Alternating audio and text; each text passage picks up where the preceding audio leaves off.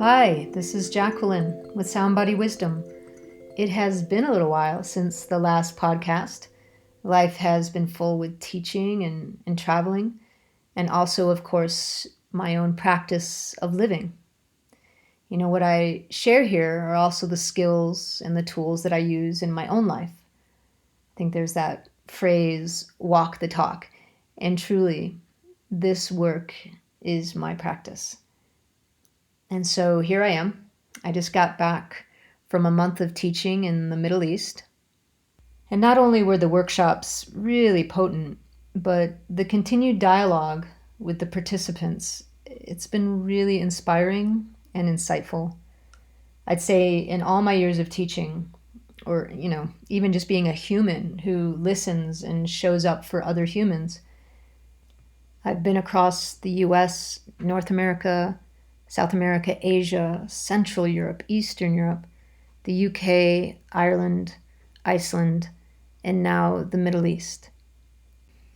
And yes, each of these places, brilliant and unique with their qualities and the different cultures and geographies, and the common threads of who we are as humans. It really stands out.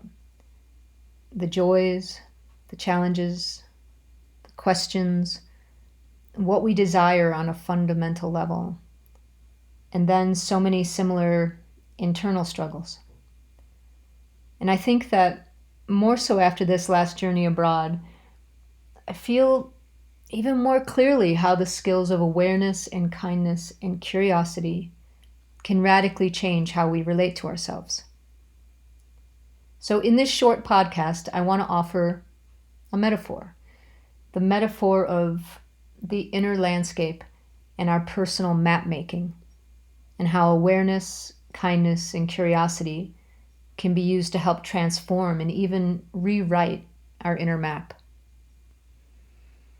So take a moment, close your eyes if you can, and take a deep inhale and exhale. Let yourself soften just a bit as you release the breath and any tension along with it. Let your imagination open to this metaphor and the energy of your inner landscape. It's a really phenomenal and dynamic world that's within each of us, and it's informed by many different things. And it's changing constantly throughout our days and our lives. Our inner landscape is shaped by our biology, our memories, experiences, all the different parts of us, what I like to call our inner tribe. It's informed by the unconscious and can sometimes be challenging, sometimes easeful, and sometimes unpredictable. So when I say inner landscape, what I'm talking about is really everything that makes you, you. So you can see how getting to know your inner landscape, it might be important. It's basically getting to know yourself. And since the unconscious works with images and symbols, it's often helpful to use metaphor to interact with it. So here I'm using the metaphors of a landscape in maps. And so you can feel free to roll with what I offer or improvise with your own imagination, your own metaphors. Because ultimately what we're looking for is the path for you being able to interact more clearly with your inner workings. So to continue with our inner landscape metaphor, here is where I give my full endorsement for the importance and the significance of awareness. I really think it is truly our greatest skill for navigating our inner landscape and becoming like master map makers. And the more experienced we become at navigating our personal map, getting to know our inner landscape, the more at ease and resourced we are for navigating our day-to-day lives. Because what's happening internally, it impacts all aspects of who we are, inside and out. As we become more aware, we can begin to consciously make new choices, make shifts, even rewrite parts of our map. This happens through conscious attention and engaging with our inner landscape. Our awareness allows us to notice reoccurring landmarks, geographies, or even signposts or indications in changing weather patterns, also, known as moods and emotions. So our awareness lets us see these juxtapositions and patterns. It gives us the power to pause and spend time observing or interacting with aspects of our landscape.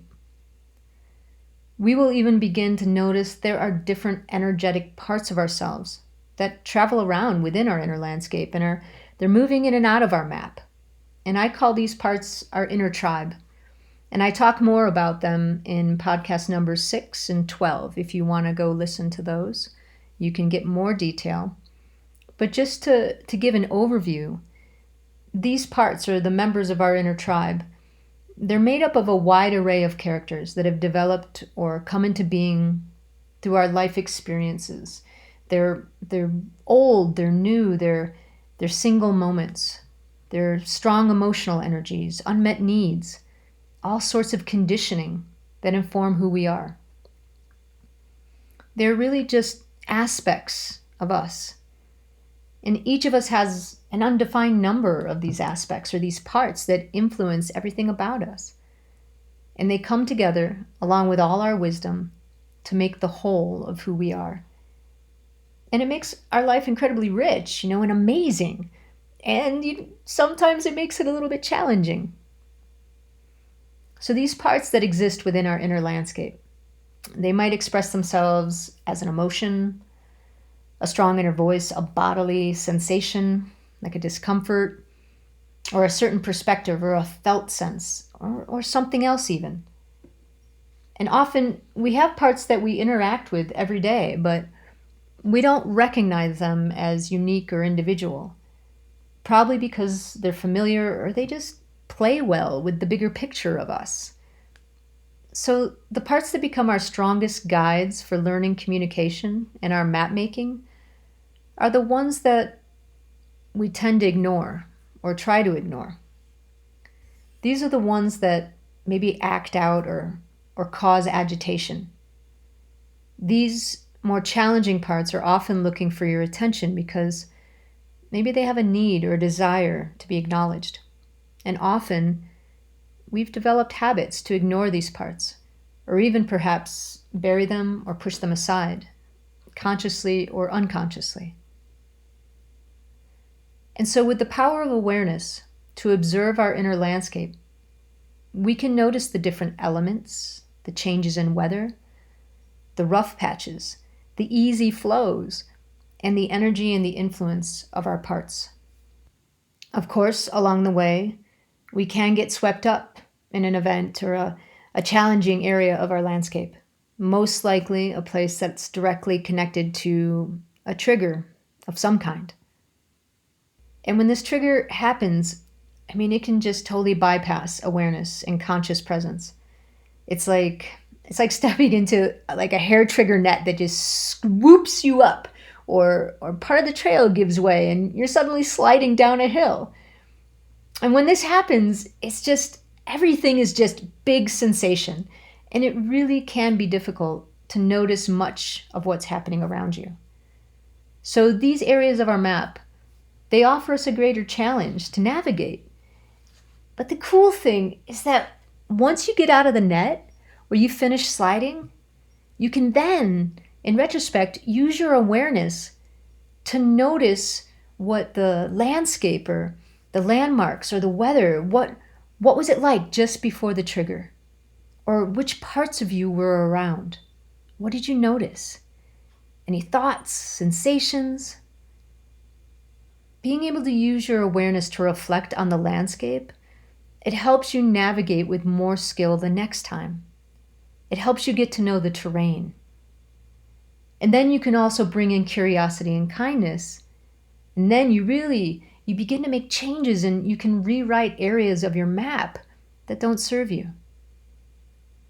So this relationship to our inner landscape, it's significant because of how it influences our experience of life. When we have stronger navigational skills, we can often feel more resourced, more grounded. Other times when we're a bit more lost, we end up feeling maybe drained or pushed around. So truly, learning to map our inner landscape, it grows our personal wisdom. It's all a practice, and it begins with our skill of awareness. And then it progresses as we bring in curiosity and kindness to every element, landmark, weather patch, part of our inner tribe, and so much more that we'll encounter. Our curiosity helps us see more than one perspective. When we ask questions, we're asking to learn something new. Often we might be surprised, and always there is insight. And then kindness, it asks us to soften, to let go of rigidity, and perhaps let go of old maps that don't serve us and open to new maps for growth. Kindness has no room for being judgmental. Kindness lets us be witness and navigate with an expansive heart and mind. It supports flow. And so these three essential skills of awareness, kindness, curiosity, they build our navigational abilities and the power to not only interact with our landscape, but consciously make changes, like remap areas. These three skills, they're like directions on a three-pointed compass. They not only help us create changes, but support a more sustainable inner landscape and a more joyful experience of the journey. We really can become master map makers with incredible resource and insight, able to grow the experience we have of ourselves and our life. So in the next podcast, I will speak more about how you can use awareness, kindness, and curiosity to interact with your inner landscape in day-to-day life.